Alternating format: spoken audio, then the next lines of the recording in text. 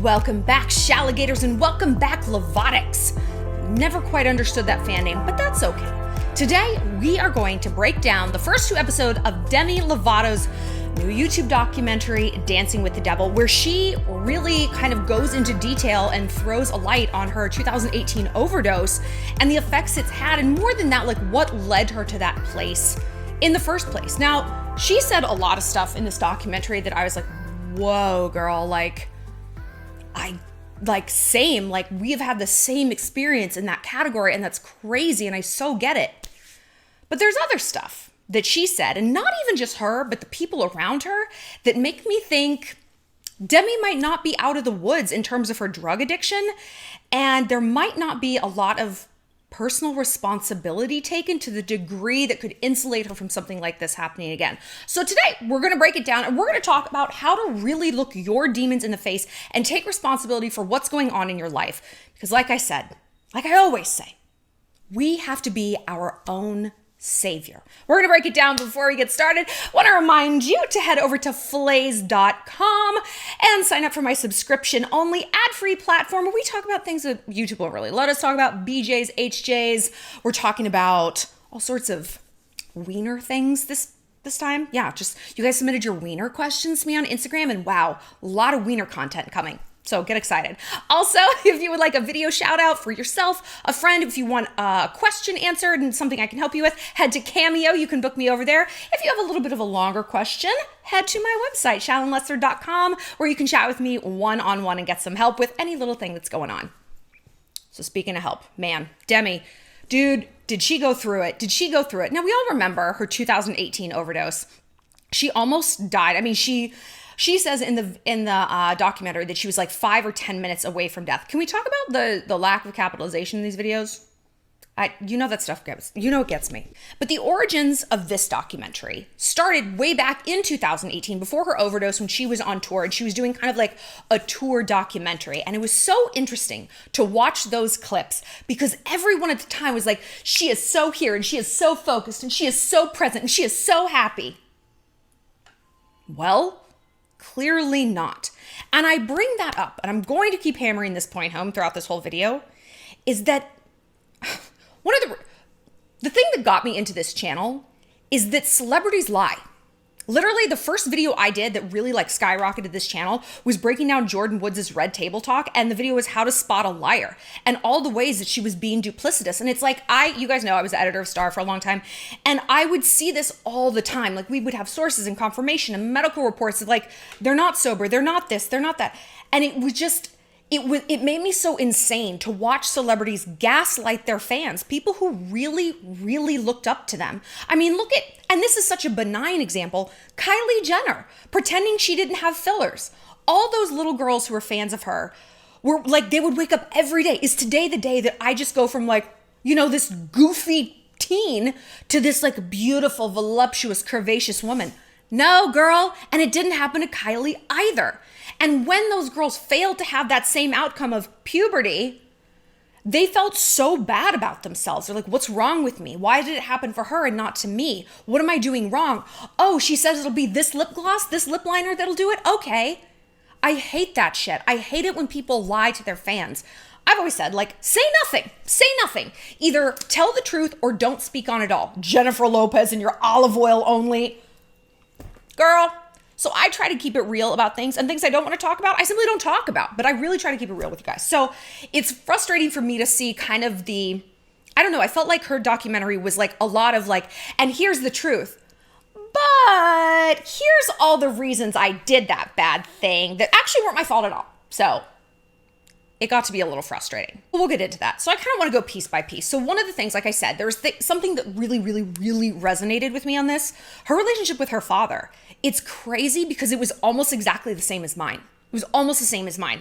Someone not in your life, someone who had mental health issues, addiction issues, who was not healthy for you to be around, but someone who you worried about, and you're I remember when she's I just felt like I didn't try hard enough to save him.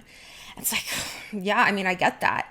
And when he died, she wasn't there, and she's not even 100% sure when that was, how it happened, and happened in the summer, just like my father, who took his own life. And you know, those anniversaries come up and it's like I always say grief is like a stalker. You know, they're like, it's in the shadows waiting for you when you're distracted or you're tired or you're not looking out for yourself. And then it's like, rah, it just pounces on you. And I got that sense from her that, you know, she was saying it's around Father's Day and you start to wonder, was it today? What happened? And it just takes you back to a very painful, dark place. And then of course, what happens right after those feelings is just a landslide of guilt, Like, I should have been there. I should have been doing something. I should have been always doing more and doing this. And it's like, we can't save our parents.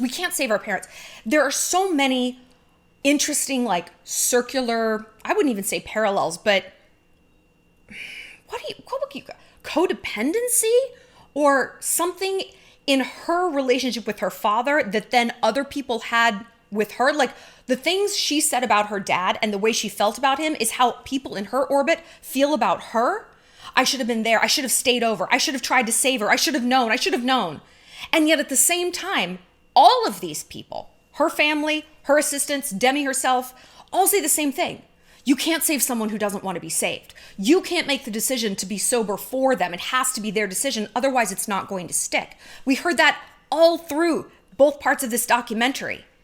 And it's like, Demi will know that about her father, but yet I got the impression she kind of did feel like it was other people's job to save her.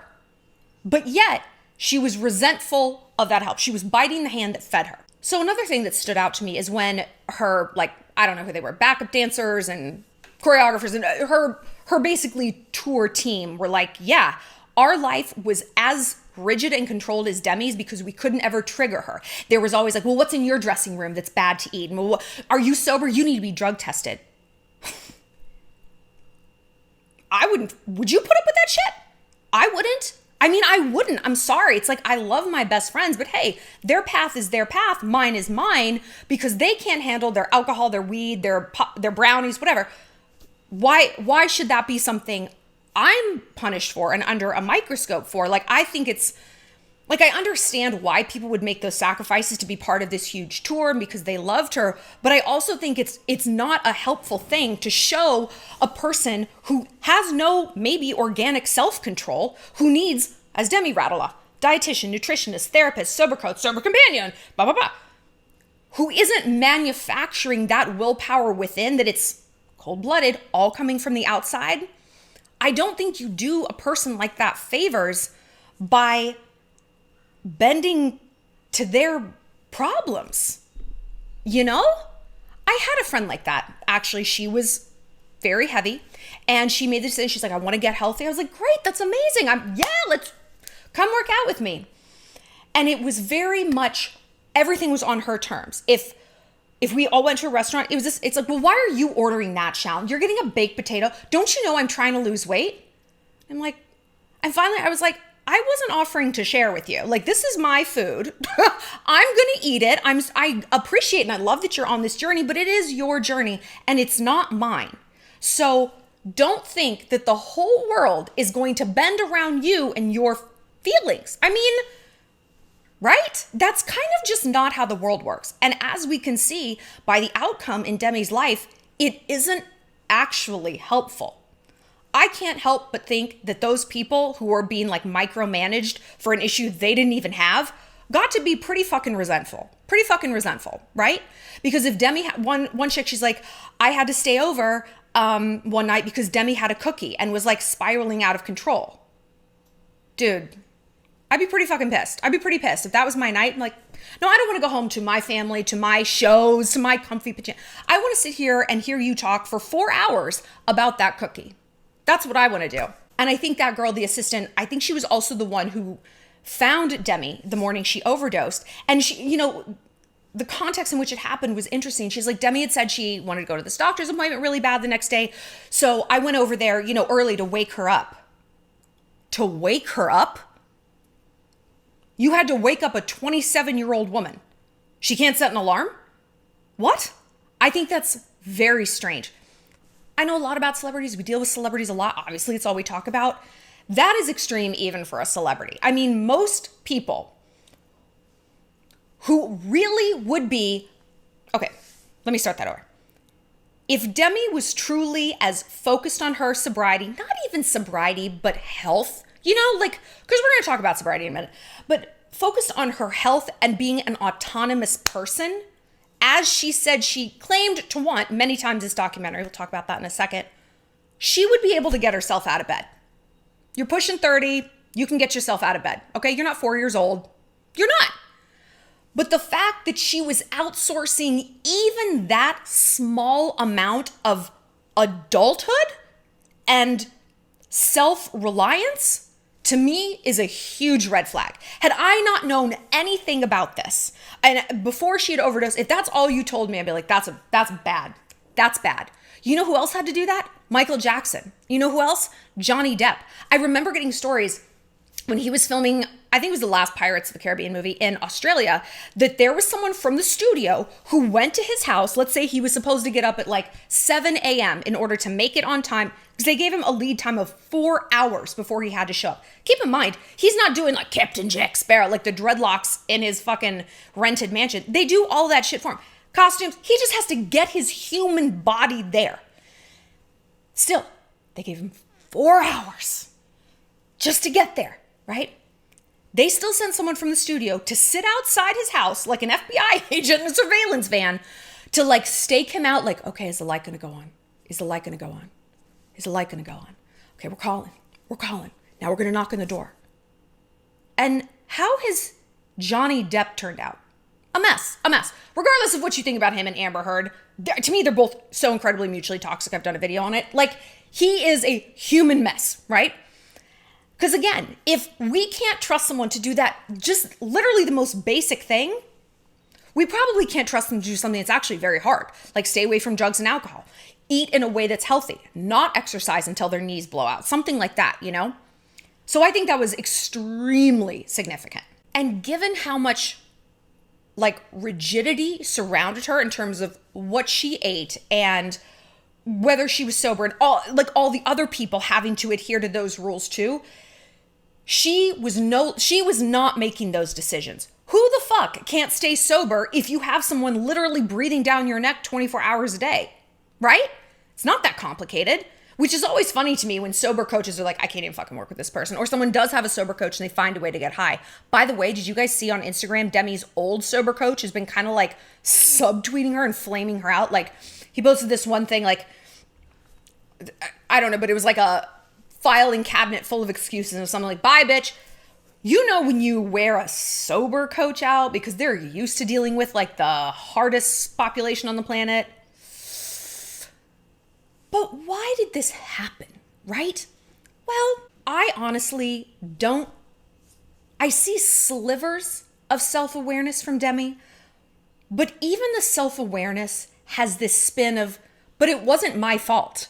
But it was because other people were doing things to me. Now, Demi has endured a ton of trauma. She's recently come out saying she basically lost her virginity by being raped at 15. Just, who is he? Who is he, Demi? Just, 2 words, first and last name. Even just a first name. I bet we can find him. Let us do what we're good at here. Okay? We can take care of this. We will bury him vertical in a gravel pit. No one will ever find him. Anyway, there's no doubt she had endured a lot and still does just by being in the public eye. But again, there's just this candy coating of, well, what did you expect? Some things that stood out is that guy, the gay guy, was he wearing a yarmulke or was it like a douchey LA hat? That purple thing? I think it was a douchey LA hat. Ugh, Los Angeles. No thanks.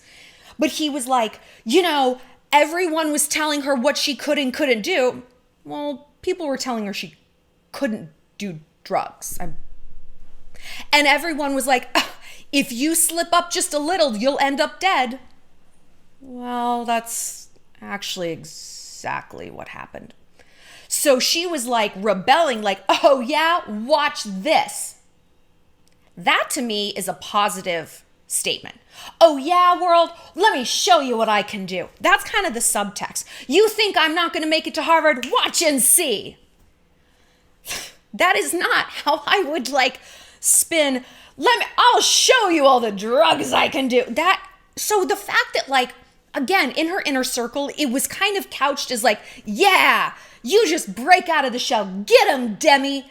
As a good thing that she was rebelling against these rigid rules. And no matter how rigid you think those rules are, they didn't happen by accident. Adele doesn't have that. Dua Lipa doesn't have that. Demi has it because she needed it. And because the powers that be, her record label, the tour managers are like, you need to fulfill your financial and career obligations. This is a business, your product. And these are all the people we have to fucking hire to make sure that happens. Because you can't fall off this wagon and be okay. You can't just be by yourself and watch a movie. You need to have someone there holding your hand. You can't even get yourself out of bed. And again, that didn't happen for no reason. That happened because evidence pointed to the fact that it was necessary. And so of course she didn't like it. I get it. Who would? Who would? But again, this idea of like, oh, well, I don't know. I'm just so controlled. Well, girl, can't you understand why? Especially looking at what happens when you broke away, when you rebelled. It went real bad. Real bad. So this idea of like, I'm rebelling, that tells me, and the fact that they like left this in and she like, people who are being interviewed now still have this narrative about it, that is like that's worrisome. That's worrisome. Those people seem more like enablers, actually. You do what works for you. No. Do what works for you is like in terms of your hair color, Do what works for you in terms of how you organize forks in the dishwasher. It is not do what works for you in terms of drugs. Because what works for most of us is something very unhealthy. And Demi's drugs are very literal. She does drugs, but we all have a vice.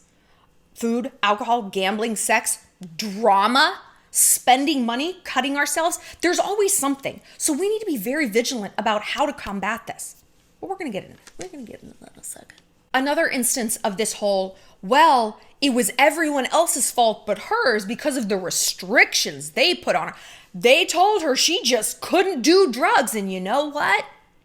She wasn't going to have that. Was when the assistant said, she said, when you deprive someone of something they want, they're going to find a way to get what they want. I want you to take out the word someone when you deprive someone, and I want you to replace it with the word addict. Addict. Okay? When you deprive an addict of their drugs, not something they want, I want like a new Sherilyn coat, they're going to find a way to get it. And it's just these little instances of like vocabulary switches, undertones that it's like, all these people around her, were they actually acting in her best interest? Or were they like, were they feeling sorry for like the poor little girl who just, people are just so mean to her. They just won't let her do anything she wants to do. No, girl, not when it's drugs. That's life. That's life. She's lucky she even had this infrastructure. I dare you to go to work for the next 7 days and just do a bunch of fucking drugs. Drugs right out in the open, alcohol in the break room, just drugs. And see how long you have that job. See if your company pulls up, it's like, you know what, we just need to rally around her. And then see if other people in your life are like, you know what, you're just depriving Shallon of the things that she wants. You just won't let her drink while she's on the clock at Chili's. Wow. No, man, that's the world. That's life. Of course, Demi's life is under such a microscope, and she talks about this. She's like, I never wanted to be this role model. That is part of the job description. I mean, it is, and it sucks. It's hard. It sucks and it's hard. I do get that. I do get that. I mean, I'm not the sober role model, but I've spoken very openly about things and how I feel. But I feel like I am like the dating role model. Like if I was dating a fuckboy who like conned me out of all my money, that's not good. But then she'll say things like, I don't want to be the role model, and then talk about, we have to erase the stigma of mental health and talk about it. And I'm like, you do talk about it, Demi, but you're not honest though. Like you're not honest. And that's going back to what I said at the very beginning. The reason I got into doing this channel is like, I'm just tired of hearing celebrities gaslight their fans. Because it's more than just fans for some people. Like, I'm a fan of Demi. I think she's great. But I'm not like, I live and die by what she says. But some people are. Some people really are. And if you're like, I'm being so honest about my mental health, and I don't know, I just feel fine. And it's like, but you're actually like literally smoking crack? That's tough. And it's shitty. It's shitty all the way around. It's shitty for her. It's shitty for her fans. And, you know, speaking of the fans, like, remember the scene? You probably remember when it happened. She was performing at the California Mid-State Fair, and she forgot the words to Sober. And her fans like, ah! Like, you could hear in the video in the background, everyone's laughing. Oh my God, it's so funny. It's so funny. I think adults, people who are a little bit more neutral, people who know addicts, people who know the trajectory of things, people who simply have jobs, know you don't forget the words to your own songs that you wrote when everything's fine, right? If you worked at the Gap and someone came up wanting to return a basic crew neck white shirt, because that's all they sell, and you were like, I don't know how to work the register. I'm just mashing my hand on the keypad. I don't know what I'm doing. No one would be laughing with you, and you wouldn't have a job at the end of the day. And people would be like, what do you mean you forgot how to work the cash register? You've worked there for like 15 years. That's how long Demi's been doing this. What do you mean? You'd be like, I don't know. What? I just forgot. They'd be like, are you okay? This is bad. What's going on? But again, with celebrities, it's like there's this blunting of the edges, and there's this willingness to believe whatever they tell you in the face of logic. That it's like, no, that's not good. That's not good. That doesn't make sense. If you copy and pasted that behavior into a different scenario, you'd be like, yeah, no, that's not normal. And there were other indicators that I don't know that she was taking things super seriously. Like when we see in the documentary pictures that she took of herself on crack and smoking heroin. That to me says maybe she thought it was cool and cute. I mean, she didn't post them on Instagram. I don't know, maybe she did. But that's another red flag of people not taking things seriously. And perhaps the subtext is, well, you know what? I'm just rebelling, and I don't understand why I have to be so sober. I just want to try things. This was another thing she said. I've been sober since I was 19. There's a reason. I just want to be normal, and I just want to try things, guys. I want to see if I can handle it. How did that go? Poorly. I mean, she has that data. Why am I bringing that up? Because what Demi has been talking about recently in interviews is how she even wrote a song named this, California Sober. Do you know what California Sober means? It means you don't drink, you don't do drugs, but you smoke weed. You smoke weed. Weed is a fucking drug. It's called the gateway drug for a reason. And I know that's very dare, officer, but it's not false. It's not false. She probably, when she first tried drugs, no, it probably wasn't Coke and Oxy or Xanax, whatever. I've never understood the up and the down. I don't get that. It's like eating a lobster that's dipped in chocolate. I like lobster and I like chocolate. I've never wanted to combine the two. I'll eat one, then later eat the other. But what do I know? What was I talking about? Lobster dipped in chocolate. Oh, so yeah, like if you start to do drugs when she first experimented, I don't know, 14, 15, I mean, I'm sure she was very young. Do you think she started with that? No, man. She started where almost everyone does. Weed. And then you're like, God, I feel so good. You know what? I would just love a glass of wine right now. And then you know what? Maybe let's do some Molly and go down to the beach. It's a slippery slope. And the fact that she's been through this so many times when she was a teenager. Okay, data point, doesn't work. Can't do it when you're a teenager, okay? When she was in her 20s. Okay, data point, I will overdose on like fentanyl, crack, doesn't work. And now, still, she's like, but how about, it's like, I wanted to watch this and be like, wow, we're just gonna see this woman who has really embraced everything good and everything bad that she is and happened and all of this stuff, and like really have these honest, hard, ugly conversations with herself. I didn't hear that. I mean, of course, we have 2 more parts of the documentary. We might, but I didn't hear it in the first 2. I heard a lot of deflection. I heard a lot of excuses. I heard a lot of things that were very valid. The stuff about her father, the pressure of being in the spotlight, for sure. But she, even despite everything she's gone through, there was just a lack of, I don't know. I just keep going back to the fact that now she's drinking and smoking weed again. Like, look, there's a lot of evidence that the whole throw the baby out with the bathwater, 100% sober, no one can do anything, the AA model doesn't work. I mean, there's a lot of evidence that it actually doesn't work at all. It's too extreme for most people. And most people don't actually need that level of restriction, you know? But I think someone like Demi, who is doing crack and heroin and speedballs and candy flipping, she might just have to not drink or do drugs for the rest of her life. And does that suck? Yeah, especially when you're young and you see other people doing it and you're like, why do they get to do something that I don't get to do?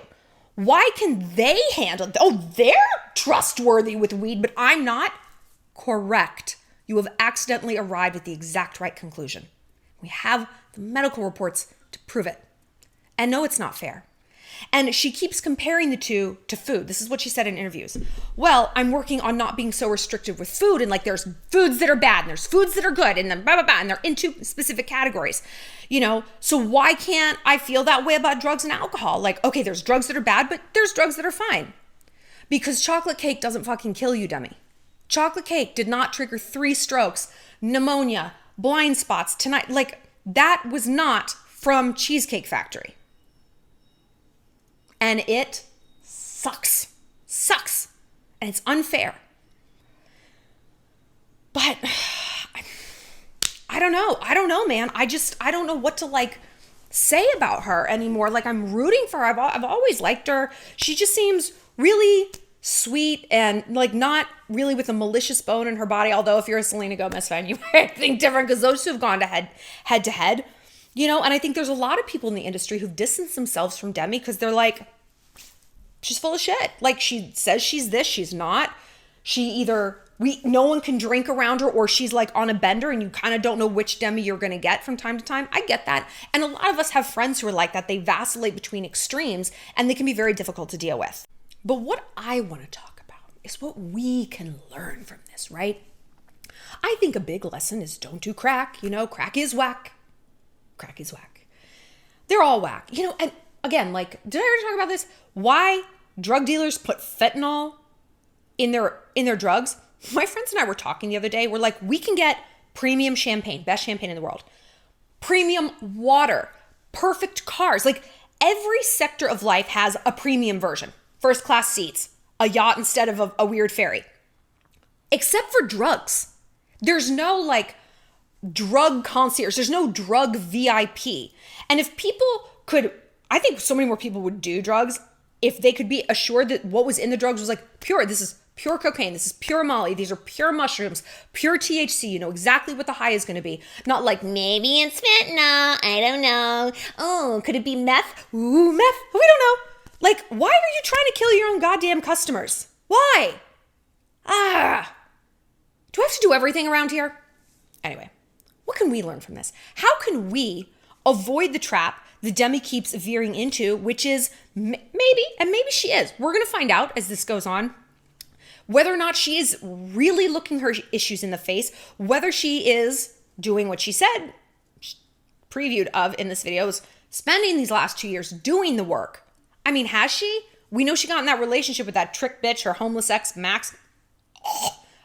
Do you not so hope he makes an appearance? Oh my God. He's so small and so hairy. He's like this tiny little orangutan in her house driving her cars.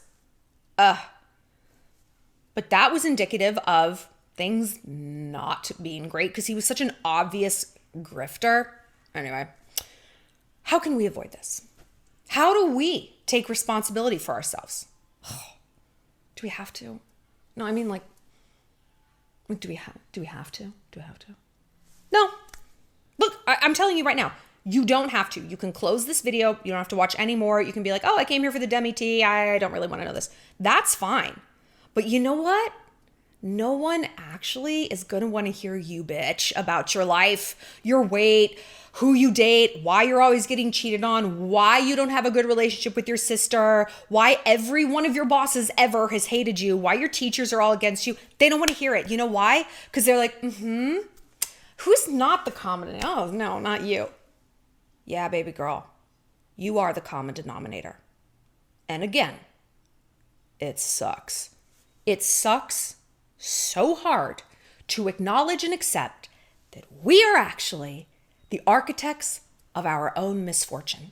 And yet, when we look back in our life, we always are. We fucking always are. I mean, health-wise, obviously people get sick and we can't control that. I'm not talking about that, like chronic illnesses. Of course, it's not your fault. But you might be exacerbating it by not following the doctor's orders, not changing your diet, not doing the exercises, you know? Like, even if we don't create the root problem, we can just add bullshit on top. We can add bullshit on top. No, we didn't make that guy cheat on us, but we went back to him, so okay. No, we didn't give our mother toxic narcissism, but we take the bait when she starts needling us about our weight or why we don't have a baby, instead of being like, you know, Mom, I gotta go. Gosh, the oven is ringing, the doorbell's ringing. I see a peacock in the backyard. I gotta go. If we're honest with ourselves, when we stay in situations that don't work, there's a reason. Human beings don't stay in situations that don't work ever. We just don't. We might not change it today. We might change it tomorrow, but we get out of it eventually. And yet you look at people and you're like, okay, well, her marriage to that guy like clearly isn't working. Well, it is based on results. His behavior is actually A-okay based on one simple fact. She's still there, right? Your job clearly isn't that bad because you're still there. Well, you don't really want to go back to school because you haven't applied. Do you honestly want a six-pack because you never work out? I am saying all of these things to myself. I'm saying all of these things to myself because we all need to be saying them to ourselves. The first step is acknowledging that our life really is a byproduct of our behavior. Yes, there are foundations there that are in place that we didn't do. Our dad being an alcoholic. Yes, of course. There are things at play in our life, especially now with the pandemic. People are losing jobs. People are getting sick. We can't live our own life. But this pandemic is recent. It is not the entire majority of our history and of our lives. It's not. When we're looking at outcomes that we're not happy with, our body, our relationships, stuff like that, historically, we are actually in charge of those things. When we tell ourselves that we're not, that our circumstance, our frustrations, our inability to express ourselves and govern ourselves, like Demi does, are the result of this team and these people and the fans and and I'm not a role model, honey, you are only hurting yourself. You're only hurting yourself because then you know what you are? You are a ping pong ball being batted around. You are a kite in a windy sky. You are not the driver of your own life. You're the passenger. Who on earth wants to feel that way? I mean, actually, a ton of people want to feel that way because the upside of being like, it's everyone else's fault is, well, I don't have to make any decisions. Right? The downside is I'm not in control, but I also don't have to make any decisions. And so therefore, I don't have to be mad at myself when something goes wrong. I can point the finger at everyone else and I still feel okay and normal. Does that sound familiar? I've lived my life like that for a very long time until I just got so sick and fucking tired of hearing myself complain about things that were 100% in my control. 100%. Most recently, my body. I am not happy with where my weight is. I'm not fat. I would never look at someone who's my weight and be like, there's a fatty. But I know for myself, this is not where I am supposed to be. This is not what I'm capable of. I am not being my best. And I like to be my best in every single category. Every category. And this is like the big one that I'm not. And I'm like, okay, stop complaining. It's not because your friends came to visit and everyone was drinking. It's not because of that. It's because of your own decisions. But I kept, because I'm doing good, I've lost 10 pounds, kept myself at this like unhappy weight so that I could have something to bitch about. So I could have something to blame all of my malaise on and my misery and my failures. Well, it's because I'm fat, blah, blah, blah.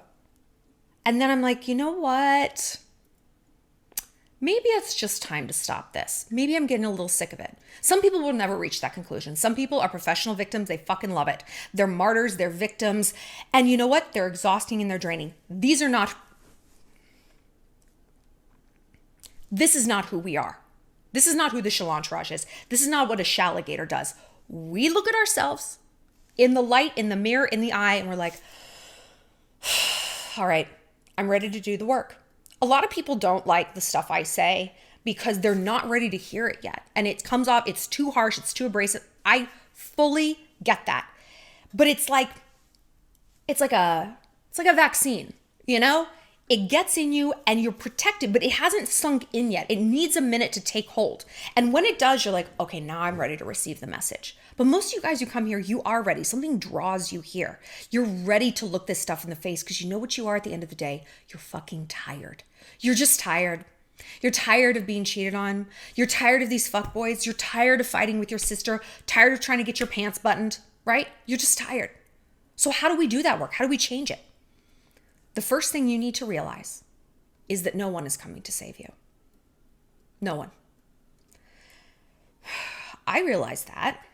I'm gonna get upset. I realized that when I was assaulted in college. When I was sexually assaulted in college. I don't even like to use the R word. It's like too much. And the people that I told either didn't believe me or it was, I'm very sorry that happened to you. It wasn't, oh my God, we're going to the police. It was, who the fuck is that? I'll break his fucking hand. It wasn't that. It was, oh gosh, you broke a heel on your Steve Madden shoes. That's crazy. It was that level of, And I was like, oh, okay. All these people that I thought I was living my life for, to please, so they'd like me, so they'd accept me, so they'd be proud of me. I'm actually completely on my own when push comes to shove. And you know what that did? That made me a fucking dragon of a woman. If I'm going, when the going gets tough, to be on my own, you know who I'm living my life for? None of you motherfuckers. Me. Me alone. My opinion matters. My comfort matters. My boundaries matters. Your feelings don't work here. I don't give a shit. You don't like me, too bad. And I have become a fire breather in terms of that vibe and that attitude. I belong to me. There's a reason. I'm not like, oh, I need a man. Really? Is a man going to come and save me? No, typically he hasn't. Historically, no, he hasn't. You know? And it was crushing to go through. It was crushing to feel that. And it was, it was awful. It was worse than the thing itself in a lot of ways. You know, it's like I remember that more. But then like something happened. It's like there was this, I was like a phoenix rising from the ashes. And it's just, I felt this intense personal power. Just this sense of like, I'm sort of like reborn. And I would feel that way a few different times in my life. You know, I felt that way, like I've said, after my divorce, when everything bad I had ever imagined or feared, it all happened. But it's like, again, like there was no magical thing that saved me from those feelings of the pain of the logistical fallout and the financial fallout. It all happened. And it's like, well, I'm still fucking here. So what am I so afraid of in life? If I've looked down the barrel of the worst thing I've been afraid of as an adult and it's here, okay. And I felt that way. Is that my puppy? He's around. You know, I felt that way after that scenario in college. And that's when it's just going back to those things has always helped me look things in the face. It's like, you've done this once, you've done this before. You know, look at what you're doing. Look at how you're contributing, because no one is coming to save you. Your friends aren't going to stage an intervention. You know, your bosses don't give a shit. Like, I really try to teach you guys that self-reliance, that warm-bloodedness, this closed circuit. Not about like, I'm not letting anyone else in, but like, look, I got to solve my own problems. I can't wait for someone else to like notice that I'm in trouble. If I'm in trouble, I need to go tell them. And I can't tell them until I acknowledge that that's what's happening. I can't wait for someone to serve my dreams up to me on a silver platter and pull me towards the path of, success. Nope. I got to do it myself.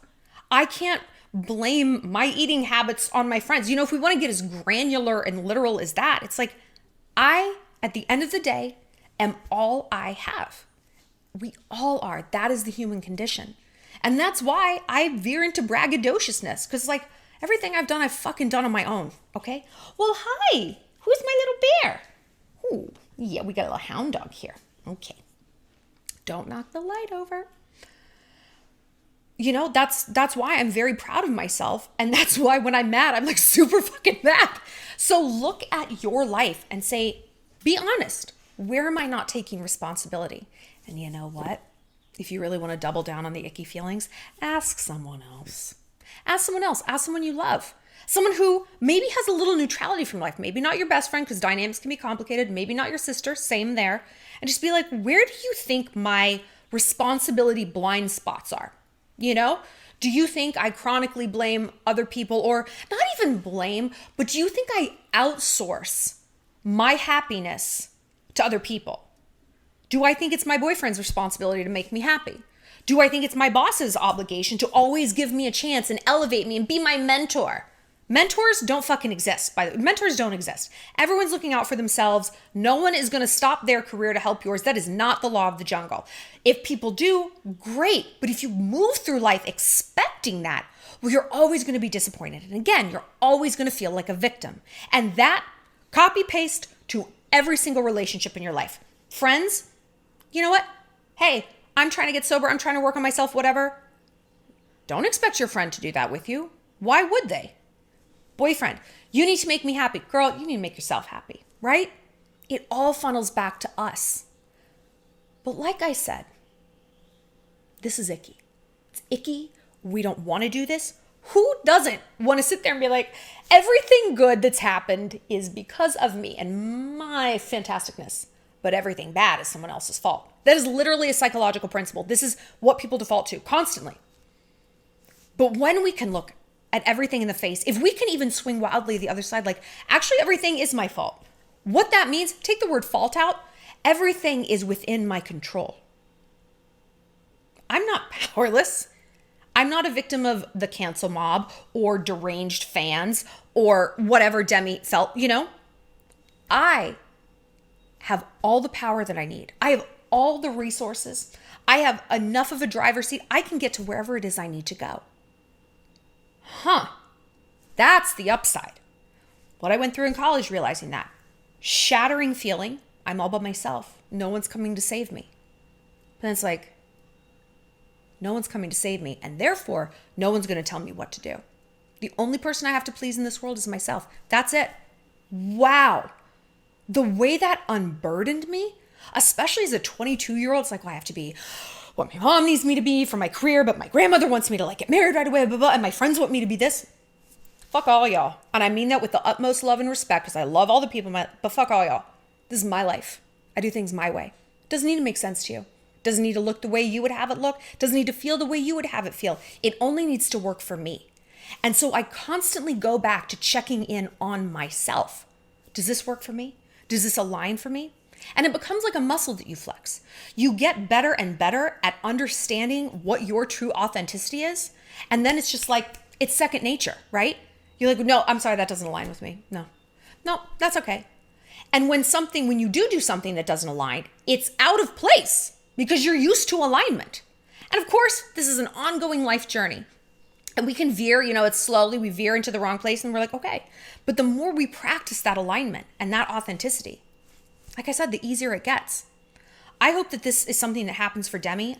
I am very curious to see what is next for her. I don't know. I don't know what we're going to see from the rest of this documentary, but I do know that I will be covering it for you guys. Please tell me your thoughts about everything you saw and witnessed. Are you I really think she's turned a corner? Are you she's maybe not out of the woods yet? Does she remind you of yourself in a lot of ways? Have you been through stuff that she's been through? What other sort of topics do you want from the upcoming documentaries? And oh my God, do we hope that doofus Max is in them? Because I just want to shred that boy afresh. It's been a few months.